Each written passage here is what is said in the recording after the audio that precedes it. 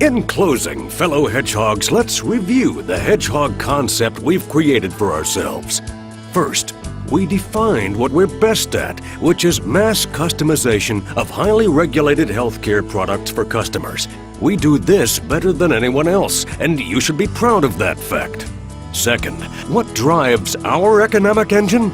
It isn't adding more and more customers. Rather, it's the cash generated per customer relationship. Finally, our passion, the thing which drove us to like the business, saving people money with quality healthcare products. That's what it's all about. Oh, and occasionally sticking it to the fox. By defining the 3 portions of our hedgehog concept, we can focus our energy in the right direction and get that flywheel spinning faster and faster. All the while, we'll be enjoying our success and satisfaction of a job well done.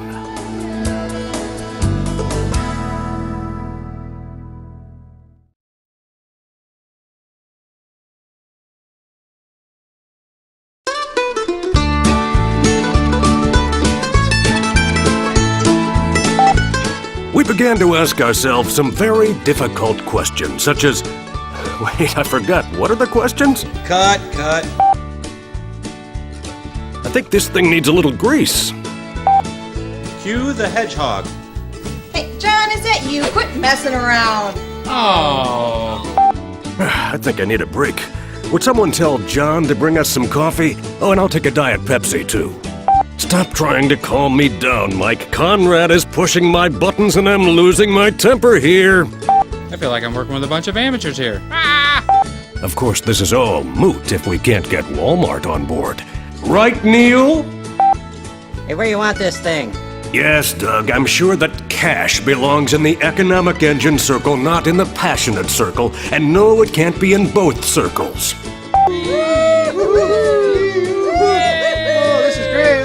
Hey, watch Ron go through the roof. Hey, Ron, we've decided to drop our prescription drug plans and just stick to OTC. Whoa! Come on, George, for the last time, we don't make ketchup, and we never will. So no, it doesn't fit into the hedgehog concept. Why does everything have to be about condiments? Mike! No, Mike! Give it to me! go. Mike! Give it here!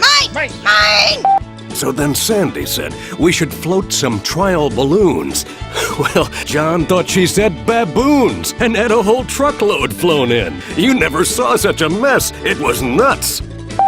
I don't know where Kitty is. She got some sort of rash on her hand from the rabbit puppet, and I haven't seen her since.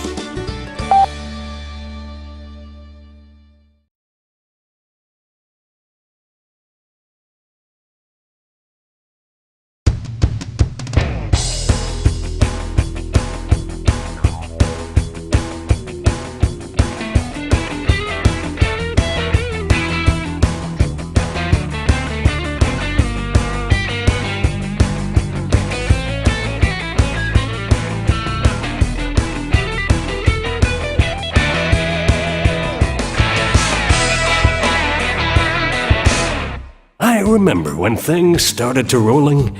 It wasn't as if a flash of light went off and pointed us in this direction. It just started happening, changing and evolving one step at a time. A journey had started at the time, and I don't even think we realized it. We were too busy fighting the battles to see the progress. When I think back, I believe the year was 2000, and we had just divested the Cumberland Swan personal care business. This was the business that 15 years earlier had helped us get going in what we called then the store brand business. This business included toothpaste, mouthwash, shampoo, lotion, sun care. It accounted for over 50% of our production volume. Shampoo for P&G and Topol toothpaste were our first big contracts. Talk about selling to paper mills. Divesting this business was a big, heart-wrenching deal. Especially since we had acquired a number of businesses in this segment. Why did we do it, you ask? At the time, we said it was diverting our attention from bigger things and we couldn't make money. In hindsight, it didn't fit into my concept. I mean, our hedgehog concept. The following year, we received a big, bad, ugly, nasty warning letter from the FDA. And that certainly was an eye-opener and a wake-up call. We focused all efforts on fixing the big, fat, brutal fact. We were taking on water faster than we could bail. And we need to not only plug the hole, but fix the entire boat. As we focused on fixing our quality systems, our service was horrible. Customers were screaming and leaving. Hey, can you just stick around? I kinda had a rough day. Bye. When are you getting back? Never. Our costs increased at a huge rate. Remember SAP?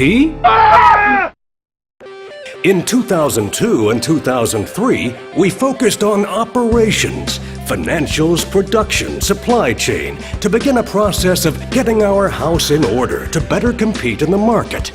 Remember the Liquid Bright Stock project? This became the starting point to our whole make-to-order operation that we have today. Why we didn't do that sooner, I don't know, but maybe we just weren't ready. We began offices in China and India and began investing in lower-cost materials. We began to understand that whatever we could do to generate cash from each customer relationship would drive our company forward. Behind the scenes somewhere, the flywheel was turning a little faster. And top-line growth? The elusive beast. But in 2004, we had a good upturn. I mean, we were in relatively flat businesses, and we generated 8% growth that year. We knew we needed a disciplined attack on growth and began to broaden the growth portfolio of products, business segments, international business. We then started Lean Sigma. Our generic RX business didn't have sales #1 at that point, but look at it today. Over 300 products in our portfolio. Not only was the flywheel turning a